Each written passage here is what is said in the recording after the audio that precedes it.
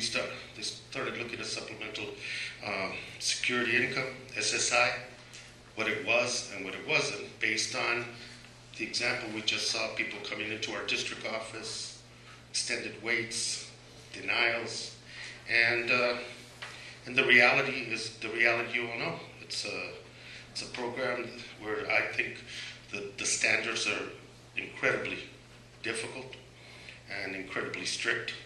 The application process can be a morass that even people that work in the field will have trouble trying to navigate people through it.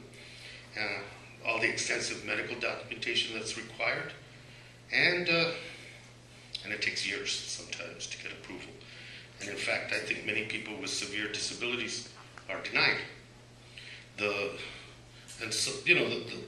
SSI was set up as a lifeline to protect the vulnerability of the very, very poor in our senior citizen community, children and adults with the most severe disabilities, and the harsh effects that poverty brings and aggravates those situations even more. And that was the program. It's the program of last resort for many of the people that we serve and many of our neighbors. And so SSI, created this kind of patchwork of grants to states, and which aided the aged, the blind, the disabled, and that was the way it was created. The basic problem with the program that it has not changed procedurally or in terms of its mission since it was signed into law in 1972 by President Nixon. And so today we introduced the SSI Restoration Act, which begins the process of bringing this program into the 21st century to strengthen SSI by streamlining it and simplifying the claiming process and updating really extremely outdated provisions. And you have a whole list of those provisions. The one example is a $2,000 resource limit. We bring that up to $10,000 for individuals. That's just current reality, current economic reality, current needs reality. And the positive, SSI brings money into our local communities. It helps beneficiaries meet their basic needs of food, shelter, and sustaining their own lives. And while we're going through all these other machinations here in Congress about sequestration, about issues as complex as immigration, as vexing as gun violence, we're going through looking at chains, CPI for Social Security, one of the dumbest ideas I've heard in a long, long time, but that's just my opinion. Here's an opportunity to bring up to date a program that is badly needed, and it can be done even in the times that we're in right now. And so we want to set a claim for those beneficiaries early in this process, put a claim down and say that this is a population of Americans that we cannot ignore, and the Restoration Act is a step toward fulfilling the original mission and promise of 1972 when the program originated. We look forward to working with you. I want to thank the Law Center for their support and assistance in this, and all of you. Hopefully, we will begin the process of educating our colleagues, and I'm sure in their districts there's plenty of people that will help educate them as we go along. But thank you very much, and thank you for this briefing for staff and others, and I'm very grateful. And hopefully, as constituents comes to our office, maybe this year, certainly the next year, we'll have some answers for them and be able to expedite what they justly deserve. Thank you very much. And yet I am optimistic about our ability to address these issues, because these issues are ones which really go to the people who need government resources the most and who are literally the most vulnerable people in the United States. And they're vulnerable seniors or disabled, their children, and for all the rhetoric that flies back and forth about people who need help and people who don't need help. I think almost everyone agrees that this community of beneficiaries, these people who are really the most vulnerable, are requiring, really do need us to step up. This program, it's really scandalous, the fact that has not been an inflation adjustment in this program for, basically 40 years. President Nixon, in 1972, when the program was established, in a radio address on the day he signed the SSI program into law, stated, quote, "For millions of older people, it can mean a big step out of poverty and toward a life of dignity and independence." 4 decades later, mainly because many aspects of the program have never been updated, older adults who rely on SSI live in poverty. We're pleased to be here today talking about the legislation drafted by the Congressman and his staff that we hope would go a long way to not only restoring but strengthening the program. It will change outdated rules that have made it difficult for people to survive on SSI. Today, the program is nowhere near as robust as it was when it was first initiated in 1972, even though we have far more people who are dependent on this program today, 8 million people.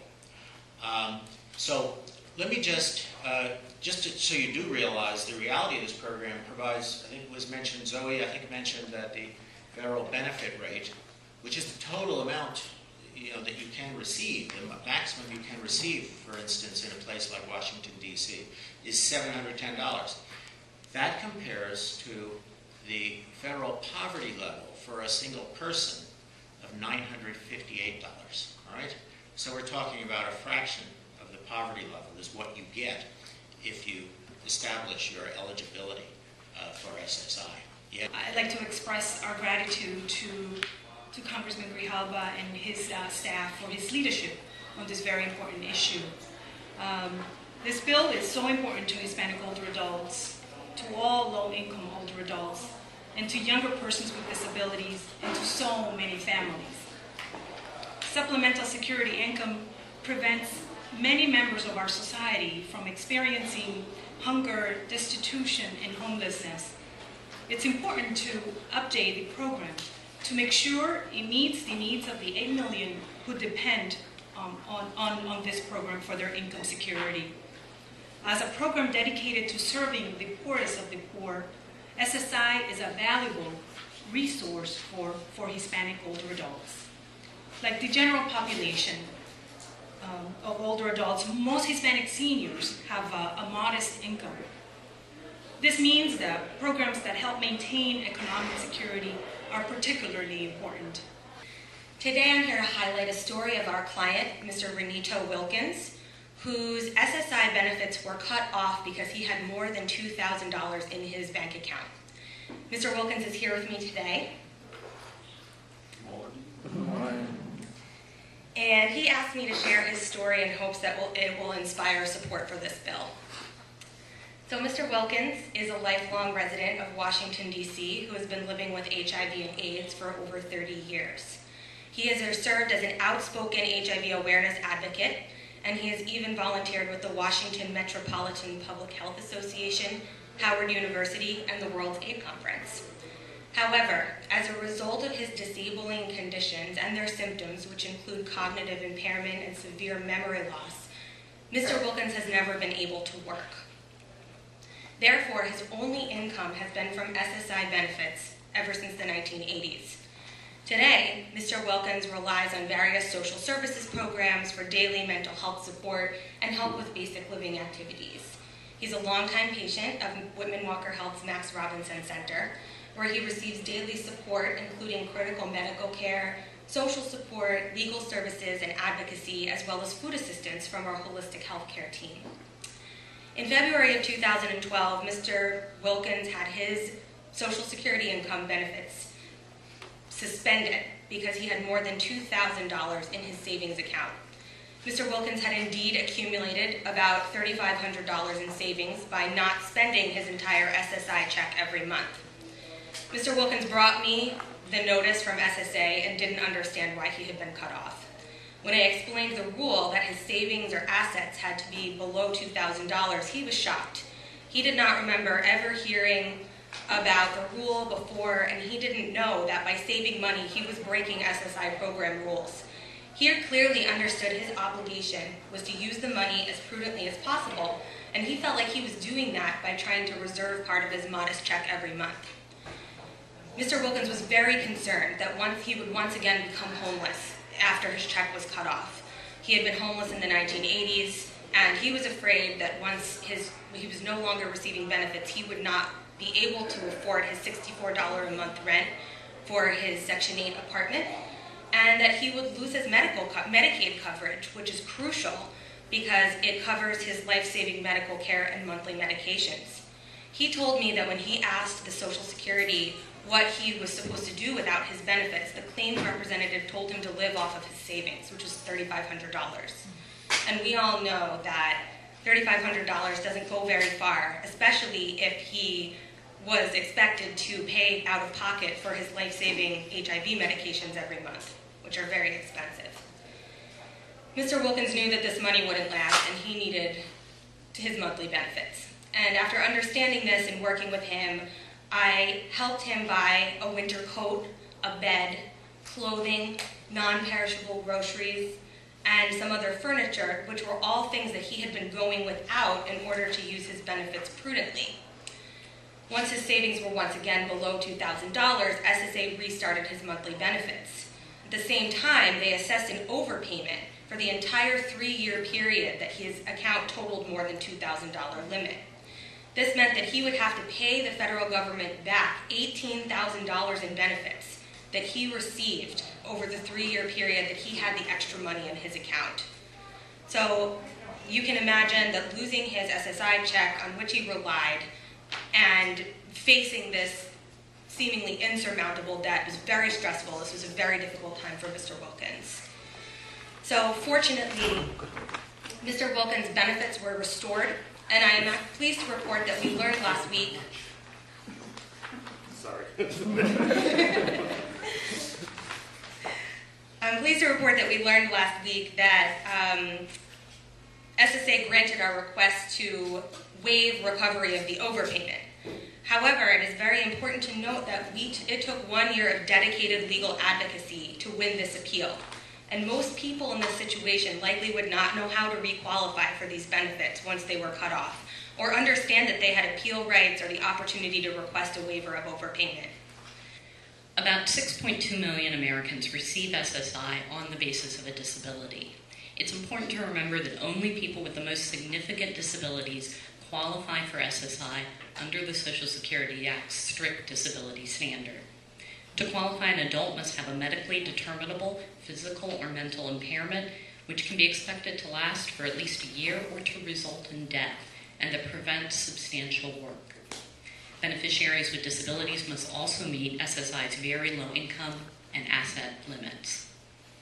SSI is truly a program of last resort. The average SSI benefit for an adult disabled beneficiary is only about $543 a month. So think about it, that's just about $18 a day that a beneficiary has to live on.